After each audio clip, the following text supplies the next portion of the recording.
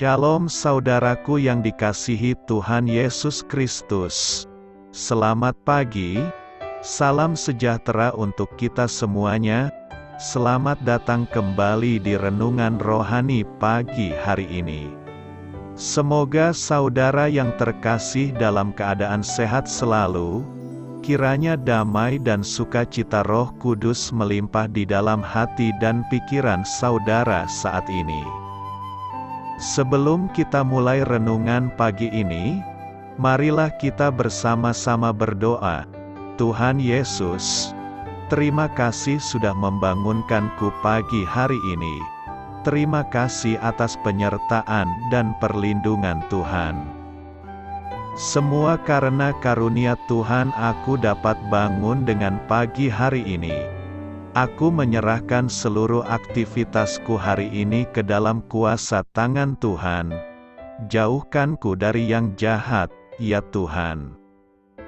Tuhan Yesus, tolong lindungi dan berkati aktivitasku hari ini. Tolong berkati juga keluarga dan teman-temanku, Bapa Surgawi, oleh karya Roh Kudus. Tolonglah aku untuk menjauhi segala sesuatu yang melukai hati-Mu. Ampunilah segala dosa kami, ya Tuhan. Dalam nama Tuhan Yesus, aku sudah berdoa. Amin. Sahabat saudara rohani, pembacaan ayat emas Alkitab renungan kita hari ini terambil dari Wahyu 21 ayat 1 sampai dengan ayat 8. Lalu aku melihat langit yang baru dan bumi yang baru, sebab langit yang pertama dan bumi yang pertama telah berlalu, dan laut pun tidak ada lagi. Dan aku melihat kota yang kudus, Yerusalem yang baru, turun dari sorga, dari Allah, yang berhias bagaikan pengantin perempuan yang berdandan untuk suaminya. Lalu aku mendengar suara yang nyaring dari tahta itu berkata, "Lihatlah, Kemah Allah ada di tengah-tengah manusia dan Ia akan diam bersama-sama dengan mereka. Mereka akan menjadi umat-Nya dan Ia akan menjadi Allah mereka. Dan Ia akan menghapus segala air mata dari mata mereka, dan maut tidak akan ada lagi. Tidak akan ada lagi perkabungan, atau ratap tangis, atau duka cita, sebab segala sesuatu yang lama itu telah berlalu." Ia yang duduk di atas tahta itu berkata, "Lihatlah, aku menjadikan segala sesuatu baru," dan firman-Nya, "Tuliskanlah, karena segala perkataan ini adalah tepat dan benar." Firman-Nya lagi kepadaku, "Semuanya telah terjadi. Aku adalah Alfa dan Omega, yang awal dan yang akhir. Orang yang haus akan kuberi minum dengan cuma-cuma dari mata air kehidupan. Barang siapa menang, ia akan memperoleh semuanya ini, dan aku akan menjadi Allah-Nya dan ia akan menjadi anakku. Tetapi orang-orang penakut, orang-orang yang tidak percaya, orang-orang keji, orang-orang pembunuh, orang-orang sundal, tukang-tukang sihir, penyembah-penyembah berhala dan semua pendusta, mereka akan mendapat bagian mereka di dalam lautan yang menyala-nyala oleh api dan belerang. Inilah kematian yang kedua." Wahyu 21 ayat 1 sampai dengan ayat 8. Inti dari ayat emas renungan kita adalah, Ia akan menghapus segala air mata dari mata mereka, dan maut tidak akan ada lagi. Tidak akan ada lagi perkabungan, atau ratap tangis, atau duka cita. Mari kita mulai renungan pagi kita. Judul renungan kita hari ini adalah Pengharapan Kekal, ditulis oleh Sochitel Dixon. Kisah inspiratif. Solomon yang berusia 4 tahun didiagnosis menderita distrofi otot Duchenne, suatu penyakit kemerosotan otot yang progresif. Setahun kemudian, dokter menyarankan agar Solomon menggunakan kursi roda. Namun, Solomon menolak. Keluarga dan teman-teman berdoa untuknya dan mengumpulkan dana untuk menyediakan layanan anjing terlatih yang akan menolong Solomon untuk tidak perlu menggunakan kursi roda selama mungkin. Tales for Life, organisasi yang melatih anjing saya, kali menyiapkan anjing bernama Waffles untuk melayani Solomon. Meski Solomon menerima perawatan yang diberikan padanya, dan sering meluapkan rasa syukurnya lewat nyanyian pujian kepada Allah, masih ada hari-hari yang sulit dilaluinya. Dalam salah satu hari yang sulit itu, Solomon memeluk ibunya dan berkata, "Aku senang tidak ada Duchenne di surga." Kemerosotan yang diakibatkan oleh penyakit mempengaruhi semua orang di muka bumi ini. Namun, seperti Solomon, kita memiliki pengharapan kekal yang dapat memperkuat tekad kita saat menjalani hari-hari sulit yang tak terhindarkan. Allah menjanjikan langit yang baru dan bumi yang baru bagi kita. Wahyu 21 ayat 1. Pencipta dan pemelihara kita akan diam di antara kita dengan mendirikan rumahnya bersama-sama kita. Dia akan menghapus segala air mata dari mata kita. Maut tidak akan ada lagi.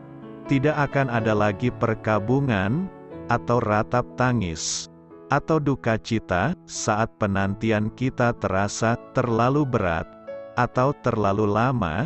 Kita dapat mengalami damai sejahtera karena janji Allah pasti akan digenapi. Amin.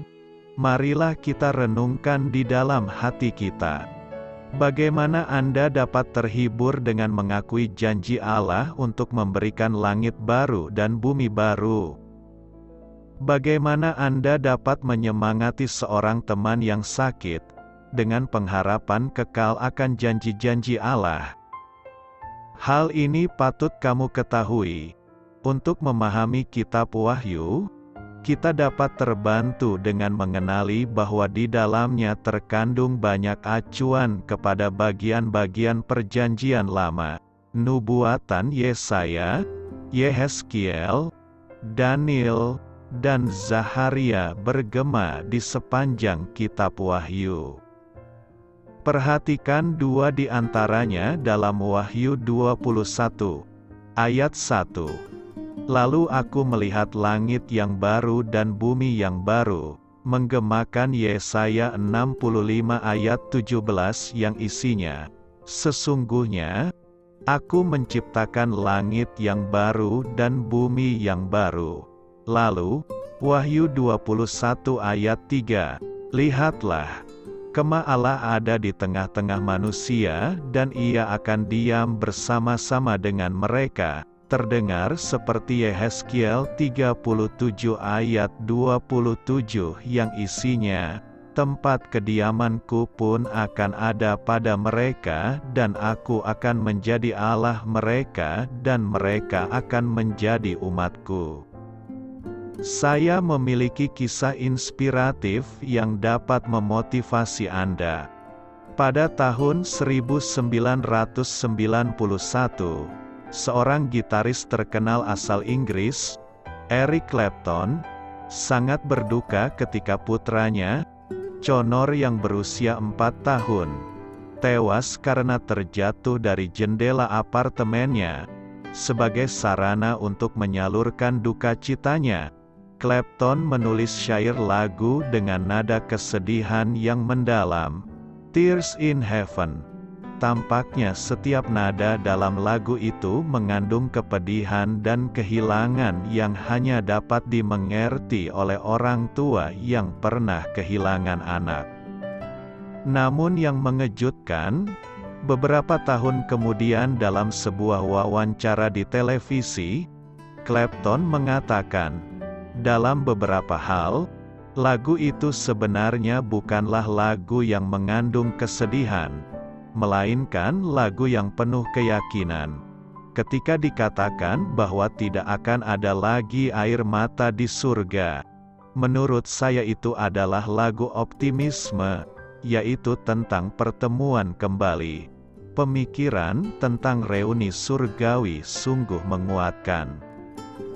Bagi setiap orang yang telah mempercayai Kristus untuk mendapatkan keselamatan, ada pengharapan bahwa kelak kita akan dipersatukan kembali selamanya, di tempat di mana Ia akan menghapus segala air mata dari mata kita, dan maut tidak akan ada lagi, tidak akan ada lagi perkabungan, atau ratap tangis, dan yang terpenting, disitulah kita akan melihat wajah-Nya, dan tinggal bersama Kristus untuk selamanya.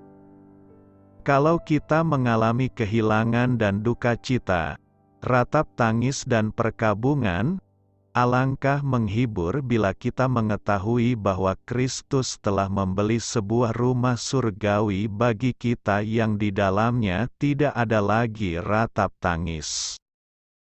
Ketika kita ada di dunia ini, pastilah kita tidak akan pernah lepas dari yang namanya pergumulan, masalah, tekanan dan himpitan, dan semuanya itu akan menimbulkan kesedihan, kekecewaan, bahkan tangisan. Kita tidak dapat menghindari hal itu karena hidup kita dan masalah itu seperti rel kereta api yang selalu bersama-sama. Hari ini kita diajarkan, jangan takut, jangan putus asa. Masalah, pergumulan boleh terjadi dalam hidup kita. Tidak dapat kita hindari bahwa tangisan itu pasti ada.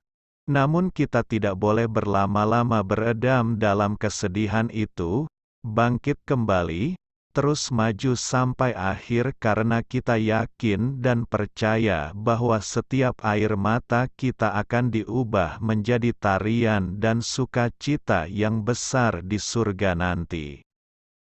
Jangan putus asa kalau di dunia ini kita menghadapi berbagai pergumulan. Tetaplah setia sampai akhir.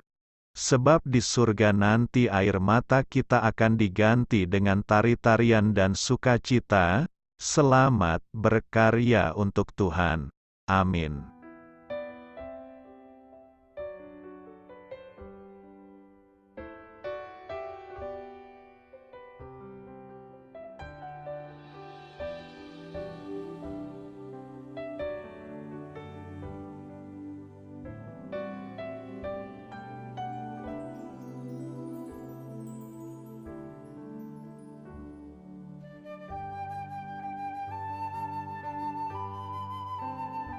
Marilah kita renungkan sahabat saudara rohani. Demikianlah renungan firman Tuhan pagi hari ini. Semoga menjadi berkat dalam hidup kita. Dan sebelum kita memulai segala aktivitas kita pagi hari ini, marilah kita berdoa.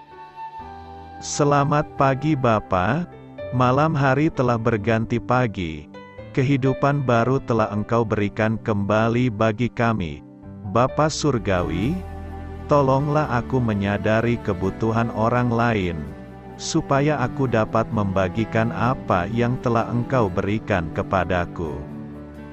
Pada saat aku membutuhkan, berilah aku keyakinan bahwa Engkau akan mencukupkanku, melalui orang-orang yang mengasihi-Mu, bukan karena kami pantas atau layak, namun karena kasih karunia-Mu kami boleh ada, sebagaimana kami ada di pagi hari ini. Terima kasih Tuhan, atas kesempatan baru yang telah Tuhan berikan kepada kami, untuk bisa memperbaiki diri agar kami bisa lebih layak di hadapan-Mu. Hari ini kami serahkan semua perkara dan kesulitan yang akan kami lalui ke dalam tangan-Mu. Biarkanlah kami bisa memuliakan-Mu dalam segala aktivitas yang akan kami lakukan. Amin.